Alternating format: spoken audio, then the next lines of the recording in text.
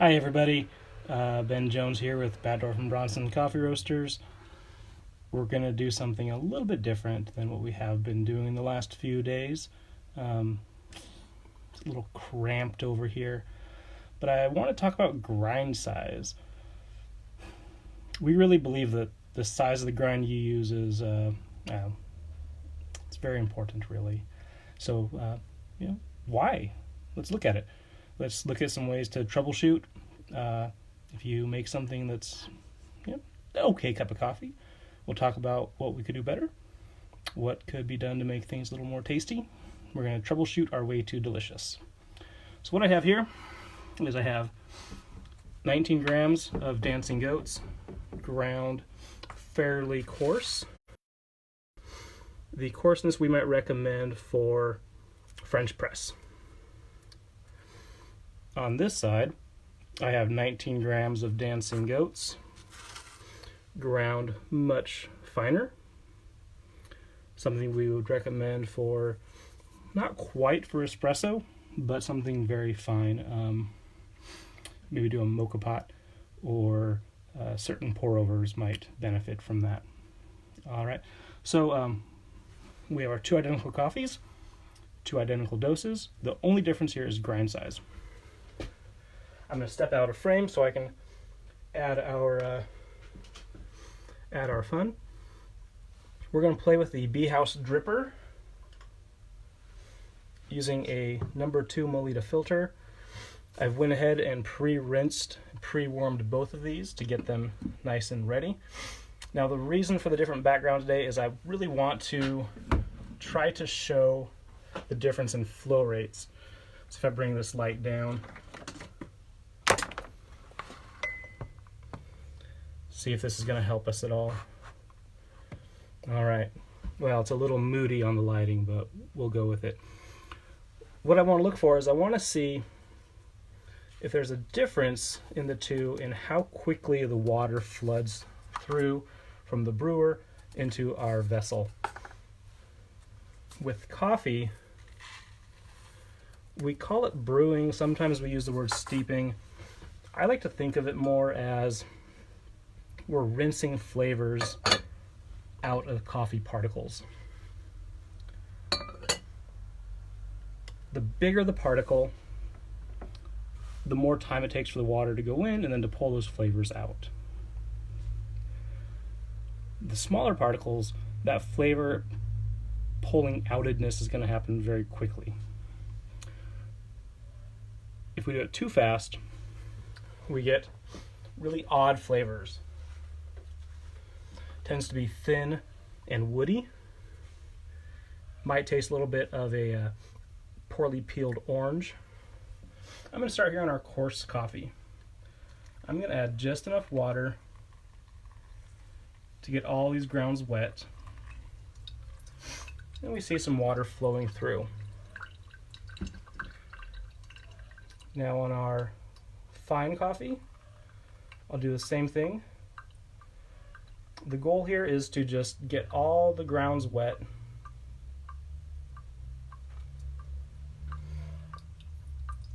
Already we can see a little bit difference in the flow of how those went. They both received essentially the same amount of water, but they dripped through very quickly. Now let's just make a cup of coffee on our course.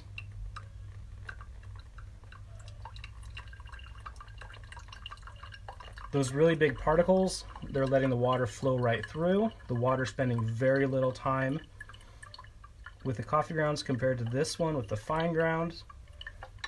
Our fine grounds over here bring much more slowly. Much slower drip. Let's come back to our coarse side.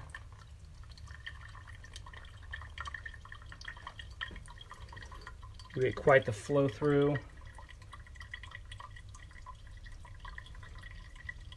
Back to our fines.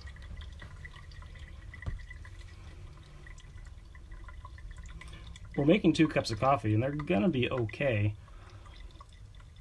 Oftentimes people will fix coffee by just adding in a lot of cream or sugar, which is okay if you like sweet and creamy. But if you want to taste the coffee, I like to tweak the grind a little bit. Let's bring up our coarse coffee again. I'm going to pour just a decent amount of water into both of these and really try to highlight how very differently they flow.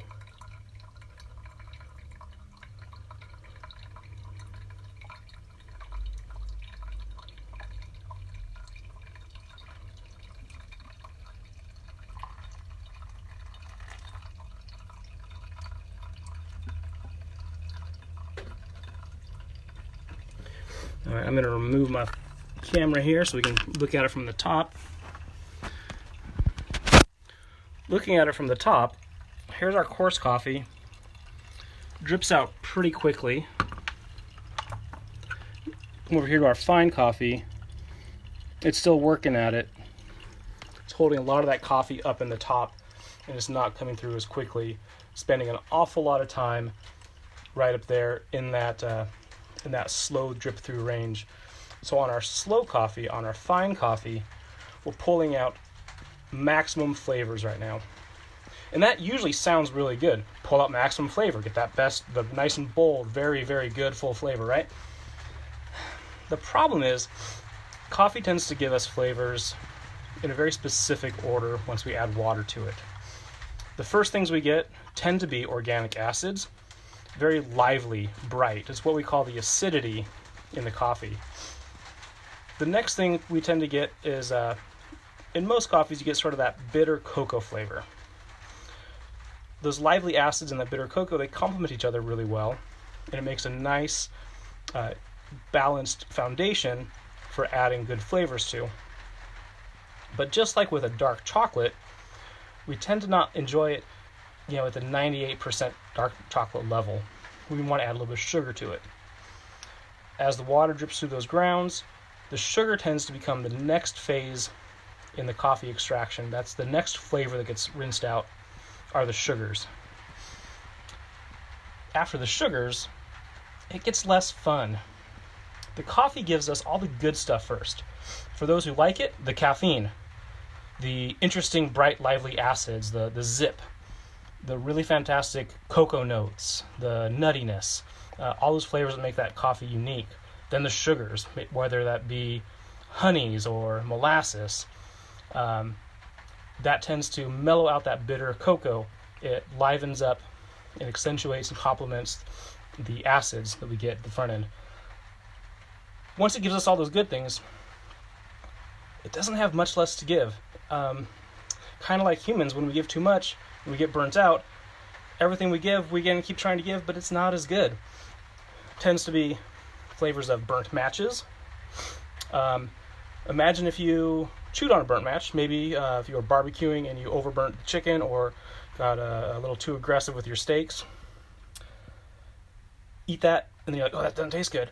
And you grab the nearest liquid to wash it down with, but it turned out to be rubbing alcohol. That's kind of the flavors we get from this finely ground coffee when it's a little bit too fine and it brews a little too slowly. Sorry for all the moving around. So we don't want to brew too much of the flavor out of it like we have in this one, but we also don't want to pull out too little of the flavor when the particles are too large for the brew. It's a Goldilocks balance, really. I'm going to put the camera back in.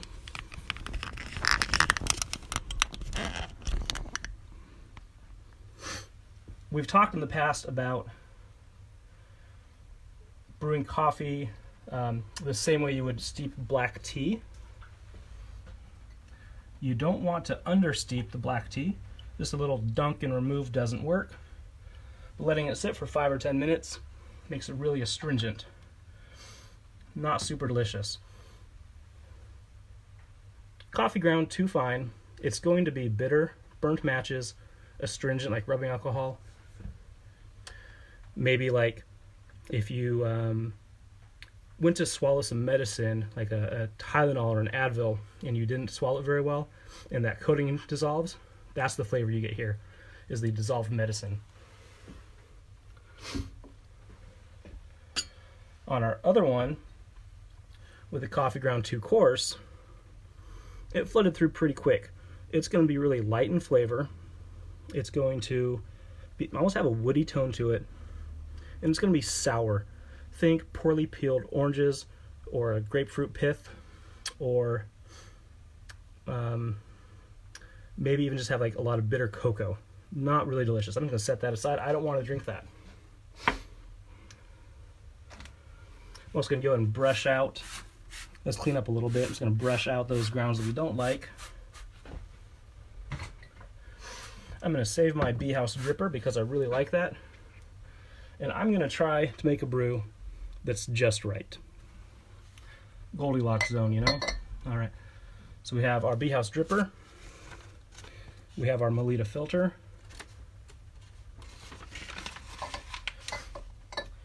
Because it's best practice,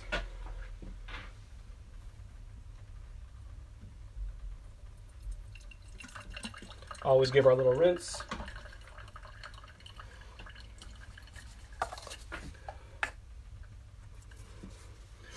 Now here, we have 19 grams Dancing Goats coffee, just like we did on the other two. Almost forgot to dump this. We don't want to do that. All right. I'm going to go and just add that right in. And the texture on that, somewhere between the previous two. Not too fine, not too coarse, just right. That's that Goldilocks zone, right?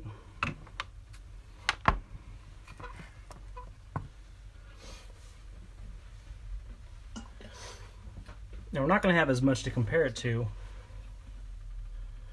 but we'll do the exact same thing we did before. Get those grounds nice and wet.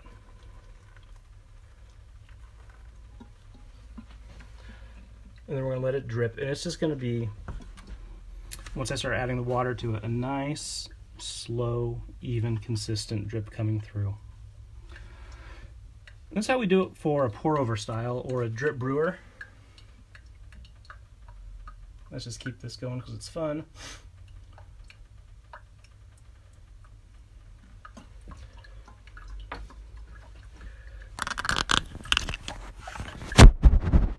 There are a lot of little strategies we can do with pour over to kind of speed it up, slow it down. Some of it has to do with how quickly we pour the water in, whether we're using a gooseneck kettle or if we're doing the chopstick trick like I showed the other day. We got a lot of options for that. I'm making messes all over the place today. The brewers that make it real easy, regardless of grind size, is a French press. This is a little bit different looking French press. This is an old Hario French press. They're kind of fun. But if we look at this, what's unique about the French press, sorry for all the wiggling on the camera, is all the coffee and water sit together down in here, and they stay there until we activate the separation by plunging. That gives us total control over that brew time. So we can really dial in the flavor profiles we're getting. We can have a really coarse coffee, give it a longer time where it just steeps before we give it the plunge. If our coffee's kind of fine and we're finding that we're getting in our French press too much of that really kind of medicinal bitterness, we'll just shorten up our brew time a little bit. I've always been a big fan of trying to get a grind size that will match the brew method. Try to keep your times consistent, fiddle with your grind size a little bit. On a French press, 4 to 5, maybe even 6 minutes is a great standard starting point. On a Bee House dripper, that's this little fellow over here, or any of the other style of pour over brewers, you can try to go for something 2.5 to 3.5 minutes is a really nice target. If you have a grinder at home, that's going to make your life a lot easier to kind of experiment.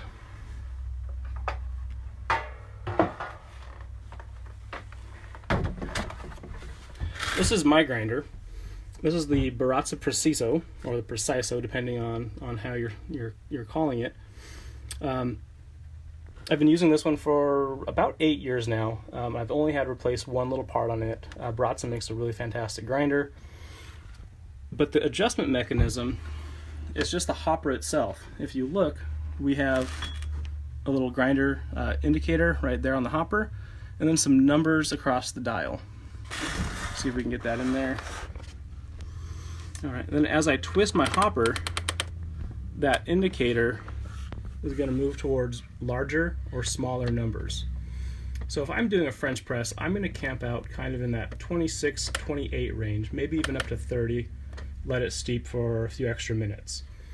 If I'm doing a Chemex, I'm just going to click, click, click, click, bring it down a little smaller, see what that does. Right now we're kind of camping in the 20s, 22s, 24s. If I'm doing a pour over auto drip, I'll go and bring it down a little bit farther. That's about a 14, give or take.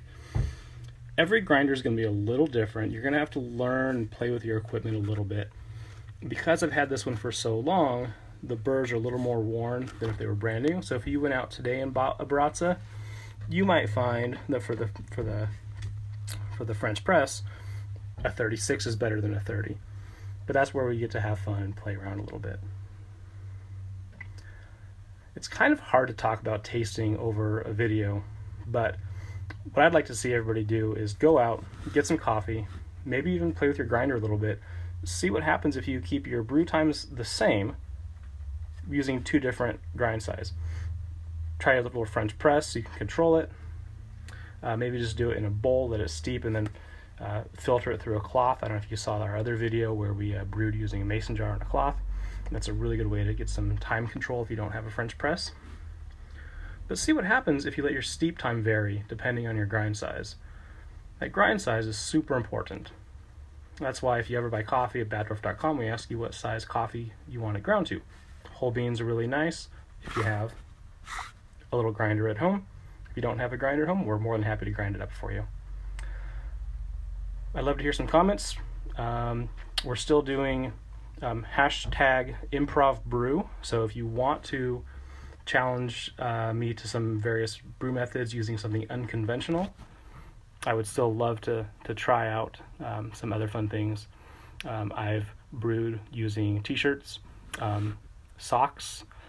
They were clean, but it's kind of awkward to use socks. Just the whole idea of it is kind of off-putting. Anyway, send me your ideas. Give me like 4 or 5 items that you have sitting around the kitchen and be like, hey Ben, can you make coffee with this? And we'll see what we can do. In the meantime, have fun out there. Be with your loved ones. Wash your hands. Brew well. Be well. Take care.